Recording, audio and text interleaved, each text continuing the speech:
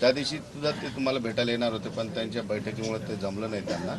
म्हणजे त्यांचं आव्हान असं आहे की मनोज जरांगे चांगलं काम करतात. मनोज जरांगेबद्दल ते नेहमी भाषणात सुद्धा तुमच्याबद्दल एक गरीब सामान्य पोरगा काय करू शकतो याच्याकडून राजकारण्याने शिकण्याची गरज आहे तुमची स्तुती करतात. आणि त्यांनी थेट आता तुम्हाला सांगितले विधानसभेत जर आपण एकत्रित आलो तर चांगलं काम होईल. म्हणजे तुमचा उद्देश आहे की मुसलमानांच्या आंदोलनासाठी आरक्षणासाठी तुम्ही लढणार.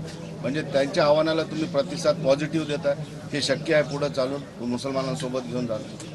हो, कारण काय दुःख सारखे मराठा समाजाचे, मुस्लिम बांधवांचे, जे शिक्षणाच्या बाबतीत, नोकरीच्या बाबतीत एकदम दुःख सारखे आहेत दोघांचे पण. दलित बांधवांचे पण तेच आहेत, लिंगायत समाजाचे तेच आहेत, बारा बलुतेदारांचे ते, बंजारा बांधवांचे पण तेच आहेत.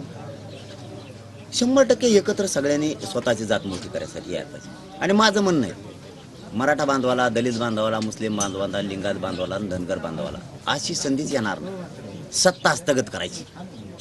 खरं सांगतो, अशी संधी सत्ता हस्तगत करायची येणारच नाही. इतका गोल्डन चान्स आहे की आपण आपल्या गोरगरीब जाती मोठा करायचा. खूप खूप चान्स. आणि तो चान्स घेतला पाहिजे. राजकारणाच्या नादी नाही लागला पाहिजे. ते नादी लावते तुला मंत्री करतो, आमदार करतो, आणि टायमाला आलं की तेच उभा करणार आणि तेच पाडून टाकेल. तसे गरीब धोके नाही देणार. हां, पक्ष धोका देईल. तुम्हाला उभा करीन, 10 जागा देईन, तिथं यांचा अपक्ष उभा करीन पक्षावाला, आणि त्यांचा निवडून आणि तुमचा पाडून टाकेन. ते म्हणून तो निवडूनच नाही आला, तुला कुठून मंत्रीपद देऊ आता. म्हणजे हे इतकेच आभारी आहेत. त्यासाठी आपण गोरगरीब जर एकत्र राहिले ना, आपली आपली जात सुधरू. आणि मला वाटतं ही संधी शहाणं व्हावं. मराठ्यांनी पण, सामान्य दलितांनी पण, सामान्य मुस्लिमांनी, सामान्य लिंगायतांनी, बारा बलुतेदारांनी, बंजारा बांधवांनी, धनगर बांधवांनी शहाणं व्हावं. विनाकारण एकमेकाचे भांडर विकत घेऊन विनाकारण एकमेकाच्या विधी झुंजूच नाही. कारण त्यांच्या आमच्या आरक्षणाचा काही प्रश्नच नाही, धनगरांच्या नाही आणि ST वाल्याचा पण नाही. त्यांच्या आरक्षणाला आमच्यामुळं काही संबंधच नाही. विनाकारण आपण एकमेकापुढे झुंजण्यापेक्षा जातीला संधी आली मोठं करायची तर ती आपण घेतली पाहिजे. या मताचा मी आणि ते सगळ्यांनी करावं. फक्त माझ्या प्रस्तावाची वाट बघू नये. मला प्रस्ताव फेसतो येत नाहीत. तुम्ही काय लिहा म्हणले काय, आपल्याला तसलं ताळमेळ जुळणार नाही. समोरासमोर बसा, व्हावं द्या जे व्हायचं असेल ती. बघा संधी. चलो, धन्यवाद. त्याला शेवटचा प्रश्न.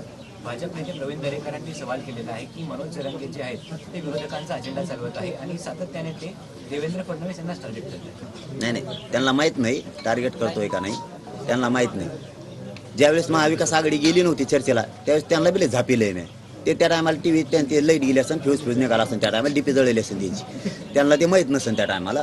पण मी बोललोय. आणि त्यांना विरोध का करतोय तर ते एक काम करेन ना, ते आमच्यावर अन्याय करायला लागले. आणि दरेकर साहेबांना माझी विनंती आहे की तुम्ही त्या जातीचे, ज्या जातीत झाल मला त्या जातीचे फक्त हाल बघा. मग